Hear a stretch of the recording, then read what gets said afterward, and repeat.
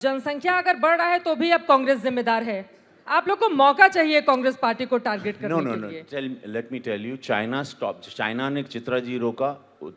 आज हम लोग अब्रॉड जाते हैं, छोटा बड़ा कंट्री है, कनाडा या ऑस्ट्रेलिया, वेरेवर यू गो, बड़ी कंट्री, पॉपुलेशन कंट्रोल है, सबको ऑर्गेनाइज है। 135 करोड़ की आबादी, 80 करोड़ को प्रधानमंत्री जी कोविड के बाद से अनाज भी मुफ्त दे रहे हैं, 6000 किसान को भी मिल रहा है, वैक्सीन भी है, सब कुछ है, विधवा पेंशन भी है, कुसुम योजना भी है, कितना 5 लाख रुपए इलाज के लिए, कैंसर के अनगिनत चीजें। इतने बड़े देश को ऑर्गेनाइज बोलना बहुत आसान है, प्रधानमंत्री जी को कुछ भी बड़बड़ा देना बहुत आसान है। इस देश की रचना, इतने बड़े देश को चलाना, अगर कांग्रेस एंड प्रीवियस गवर्नमेंट जो 50-60 साल थी, अगर थोड़ा डिसिप्लिन होती, आने वाली पीढ़ी के लिए सोचती, तो व्हाट्स वी आर स्ट्रगलिंग, जो प्रधानमंत्री जी 2014 से स्ट्रगल कर रहे हैं टू ऑर्गेनाइज दिस कंट्री एक स्पेस में लाने के लिए, है ना। तो अभी आप जाकर जनसंख्या नियंत्रण बिल आज करें, मनाइए कि सब ठीक हो।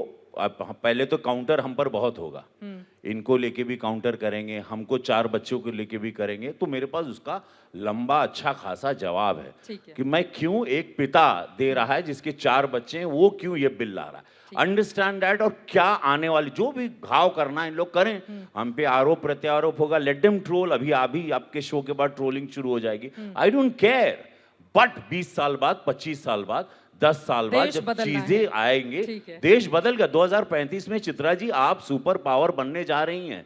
आपका भारत, ये मेरे मोदी जी का नया भारत, ये सुपर पावर बनने जा रहा है। मार्क माय वर्ड, अगर ऐसे हम चलें, जिस हिसाब से चीजें ऑर्गेनाइज हो रही हैं, अब आप फाइटर हेलीकॉप्टर बना रही हैं, आईएनएस विक्रांत अपने बना रही हैं, आप सर्जिकल स्ट्राइक कर देती हैं चुपचाप, आप ब्रिटेन को छोड़ देती हैं, 5वें नंबर पे जीडीपी पे आप आती हैं, आप कोविड के बाद इतने बड़े देश को संभाल के निकाल ले जाते हैं। ऐसी प्रधानमंत्री जी की सोच, कॉरिडोर भी बन रहा है तो एम्स भी बन रहा है, अगर प्रभु राम का मंदिर भी बन रहा है तो सड़कें भी बन रही हैं। ठीक है मनोज जी, ठीक है मनोज जी, आपसे मैं इस सवाल का जवाब, राजनीति का क्या ये गिरता एक तो मैं इस पे कहना चाहता हूँ कि अगर पीछे मान लीजिए कुछ गलतियां हो गई, इसका मतलब तो ये नहीं कि हम आगे भी गलतियां करते रहेंगे। हमारे देश का फ्यूचर, हम कहते हैं ना कि कभी तो जागना पड़ेगा। नहीं, गलती नहीं रह लो, उनकी गलती ना कहा कांग्रेस नहीं, अगर बिल लाती हमको मालूम होता, कांग्रेस लॉ रहता तो हम नहीं करते बच्चा भाई, काहे गलती बोला। कांग्रेस के लोग दोषी हैं इसके लिए। भाई सरकार थी, कानून लॉ उनके पास था, वी वर अवेयर। हम लोग तो बच्चे, हम लोग तो खेलते कूदते अंगड़ाई ले रहे थे जीवन, हम लोग के क्या मालूम रहे हो। They have to be serious. Come on, they are government.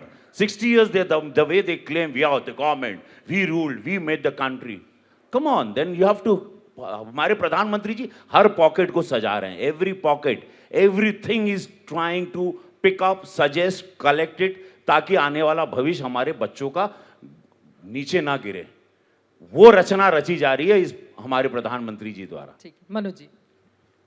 तो निश्चित रूप से फ्यूचर के लिए तो हमें सजग होना पड़ेगा, और वो हो रहे इस समय वो जरूरी है। और शुरू में आपने बातें कही ना कि हम पूर्वांचल के तीनों लोग हैं। अब देखिए यहाँ पे जितने, पता नहीं कितने लोग पूर्वांचल से हैं। आज कोई बनारस जाए और आज के 8 साल पहले कोई बनारस गया होगा, जमीन आसमान का फर्क है साहब। आज आप बनारस जाते हैं तो बनारस एयरपोर्ट से निकलने के बाद जो सड़क आपको जोड़ती है बनारस आपको नहीं जाना है, आपको बलिया जाना है तो निकल जाइए। अगर आपको प्रयागराज जाना है तो आप वहीं से दाहिने निकल जाइए। अगर आपको बनारस छोड़ करके बिहार जाना है तो आप सीधे प्रयागराज वाली रोड से होकर के मेन रोड में जुड़िए।